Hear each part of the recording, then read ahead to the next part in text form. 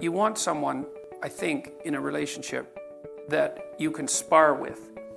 And it's partly because you have hard problems to solve.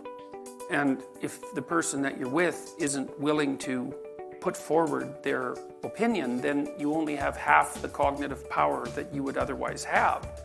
And hopefully you find someone who's interestingly different from you, like not so different that you can't communicate, and you have to be careful of that, but interestingly different, and then hopefully they have the ability and the will to express their opinion, and then, well, then it's, then your interest stays heightened, and there has to be that tension in a relationship.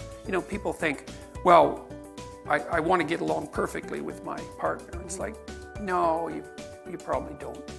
You just get bored, and then you go looking for trouble. And so you want a little bit of trouble in the relationship, and a little bit of mystery, and a little bit of combativeness, and the ability to exchange opinions forthrightly. And I trust her, which is a huge element. I mean, when we finally did decide to get together permanently, we were both in our later 20s. And, one of the things that I had learned by that point and insisted to her about was that we had to tell each other the truth. And she took to that wholeheartedly, and for better and for worse, because truths can be harsh. Does that include, does this outfit make me look like that? Yeah, well, the truthful answer to that is I don't answer questions that are likely to get me in trouble. Yeah, so... I have a son who will answer honestly, and it's infuriating, but then I realized if you want the truth, talk to Tamara. I'll tell you. Well, that's the thing, it's useful to know. The truth is empowering. Truth tellers are charismatic, and actually both my sons are brutally honest, which is disconcerting. Yeah. But I can see that it made them very formidable, and because of people trust them and friendships, and just it gives them and you've written a lot about this. Well, if I tell my wife that she looks good in an outfit, she knows that I mean it. Yeah. And so there's some utility in that. And then if you're silent and say, I don't answer questions, that she goes and changes knows it. Well, sometimes, she'll say, do you like this? And I'll tell her that I don't. And that doesn't necessarily make her happy in the moment. Right. But if I do say I like it, she knows that I mean it. And, I actually like her sense of style a lot. So it turns out that 90% of the time it's pretty easy for me to say, look, I think you look great, and mean it. Mm-hmm. And, she's a fairly harsh standard bearer too. She's insisted that I stay in whatever reasonable physical shape I happen to be in. That was something that she's very demanding of. And I would say that it's the same from my side. And we've been good at negotiating, which is, what do you want from a partner fundamentally? What do you want and need? I mean, the first thing is that, well, hopefully, like I said, you're blessed with the fact that you find each other attractive. And I think it's very difficult for the relationship to begin or proceed or sustain itself without that. But having that, then what do you want? Well, you want someone that you can trust. You want someone that you can build a view of the future with. And you want someone that you can negotiate with. And that's very hard to negotiate with people, because they have to tell you what they think. They have to know what they want or figure it out. They have to tell you what they want. They have to be satisfied when they get what they want, which is also a very difficult thing to manage.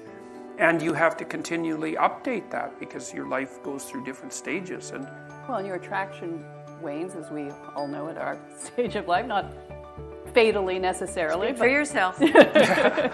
but you will go. I mean, you will not be 25 forever. So that has to be renegotiated. Yeah, well, and you have to work at that too, right. And that's something that people also don't understand, because they tend to think that, well, that all romantic interaction should be spontaneous.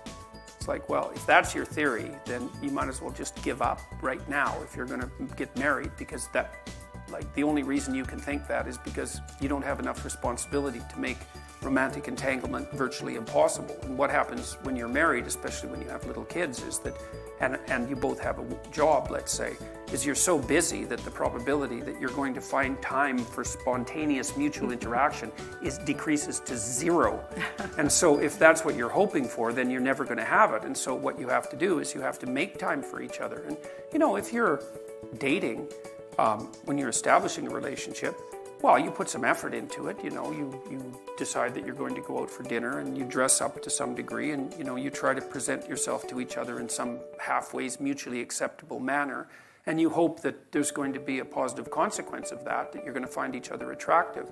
But then people somehow think that once they're married, that the same amount of effort isn't necessary, and that's wrong. I would say more effort is necessary on the same front, and you have to think it through. It's like, if you don't want to be bitter about the intimate element of your relationship, how much time do you have to spend together each week? And my rule of thumb, sort of derived from clinical observations, is that you need to spend 90 minutes a week with your partner talking. And that means you're telling each other about your life and staying in touch, so that you each know what the other is up to.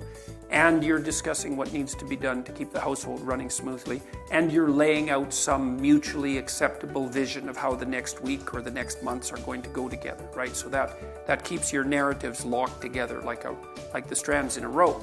You need that for 90 minutes or you drift apart. And you need to spend intimate time together at least once a week, and probably more like twice. And that has to be negotiated. And if you don't negotiate it, and if you don't make it a priority, then it won't happen, in all likelihood. And then, well, then you don't have it. And that's a catastrophe, because there's not that many things in life that are, intrinsically, what would you say, engaging and meaningful and pleasurable and also bonding, all of that. And if you let that go, then, well, part of you dies and part of the relationship dies, and then there's always the possibility of becoming attracted by alternative entanglements, which you would do if you had any spirit left, right? I mean, that's the thing, is if your relationship at home is entirely unsatisfying sexually, what are you supposed to do with that? Nothing? You're supposed to just bear it? I mean, in one way the answer is yes, because it's your marriage, but another way is, well, what, that's all the fight you've got in you? You're going to just let the erotic element of your life die and accept everything that goes along with that, because you're not willing to cause a bit of trouble to ensure that it's maintained? And and we're not very good at thinking these things through consciously. I mean, people are bad at negotiating, period, as far as I can tell. But they're particularly bad at negotiating things that are deeply private. How much do you want your partner to know about you anyways? It takes a lot of trust to have a real conversation about what you need and want.